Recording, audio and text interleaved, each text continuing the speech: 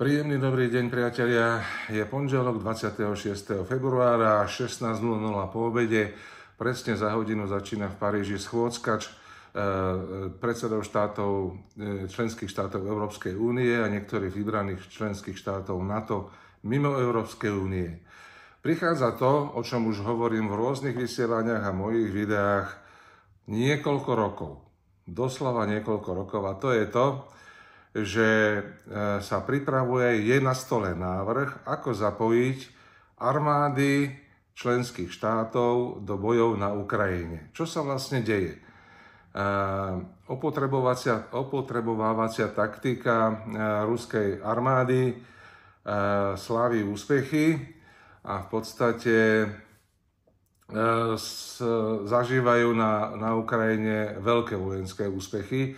Ukrajinci sa obrátili na ústup, opustili veľmi dobre zbudované obranné pozície a pred armádou Ruskej federácie sa rozprestierajú ukrajinské stepy bez nejakých dramatických vybudovaných opevnení a tým pádom sa začína uvoľňovať priestor postupu ruskej armády až k Dnepru, po prípade ešte ďalej. Uvidíme, ako to bude pokračovať. Členské krajiny štátov NATO chytá veľká panika a vzhľadom k tomu, že sa Ukrajincom minula živá sila, to znamená prebiehajúca genocída Slovanov, viac ako 1 000 000 mŕtvych Ukrajincov a niekoľko 100 000 mŕtvych Rusov v tejto vojne za americké záujmy, za záujmy amerických korporácií, spôsobila neskutočné utrpenie ukrajinského ľudu a doslova genocídu týchto dvoch slovanských národov, teda hlavne ukrajinského národa. A čo vymysleli naši západní v úvodzovkách priatelia? No dodáme Ukrajincom živú silu. Aj so zbraňovými systémami, ktoré by sa neboli schopní Ukrajinci naučiť obsluhovať v relatívne krátkom čase, pretože tam fakt už sa minuli kvalifikovaní profesionálni vojaci.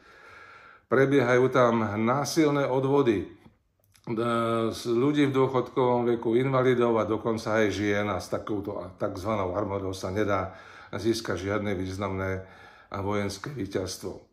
Chcú nás zatiahnuť do vojny, tak ako to bolo plánované už mnoho rokov, keď sa vytvorila zoskupenie štátov tzv. Bukurestská deviatka, ktorá slúži na to, aby tieto krajiny bývalých postkomunistických štátov, od pobaltských krajín, Poľsko, Česko, Slovensko, Maďarsko až po Bulharsko, v prípade možného konfliktu s Ruskou federáciou poskytli živú silu.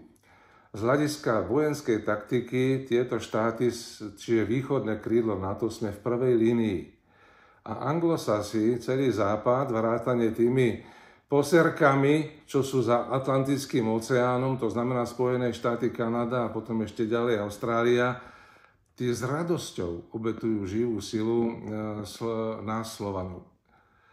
Takže sme opäť o ďalšie kroky bližšie k vojnovému konfliktu, veľkému vojnovému konfliktu, ktorého sa všetci trošku príčetní ľudia, čo sledujeme, čo sa vo svete deje, obávame.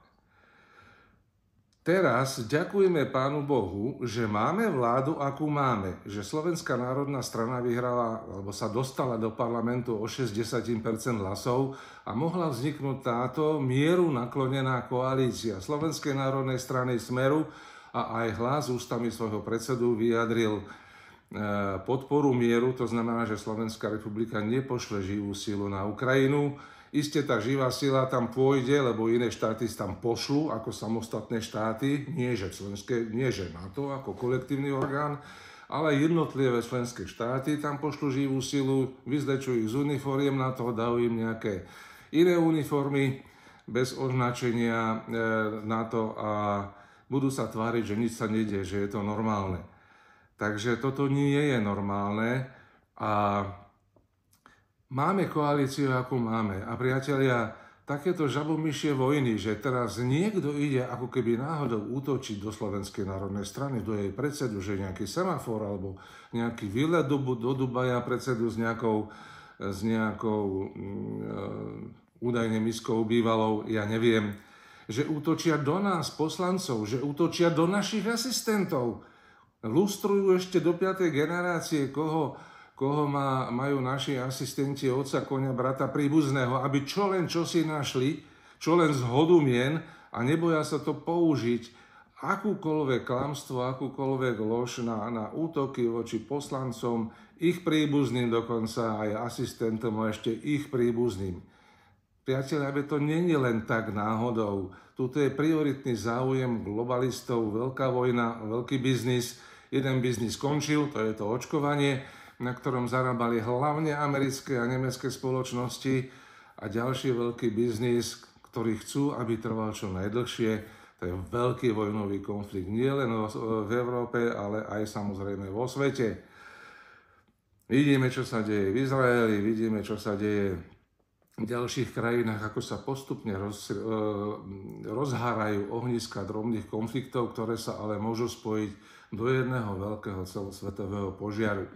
Čiže tuto už jednoducho končia všetky žarty a vyzývam ľudí, aby sa spamätali a aby teraz rozlišovali v dôležitých prezidentských voľbách, kto bude vrchný veliteľ ozbrojených síl. To znamená najvyšší veliteľ, čiže prezident tohto štátu, Slovenskej republiky. Či to bude americký lokaj a Polsko Korčok, alebo to bude kandidát, ktorý dlhodobo hovorí o miery, napríklad Štefan Harabin, alebo Peter Pellegrini, ktorý sa podľa mňa teraz zaradil samozrejme na mierovú pozíciu a odmietol poslať slovenských vojakov.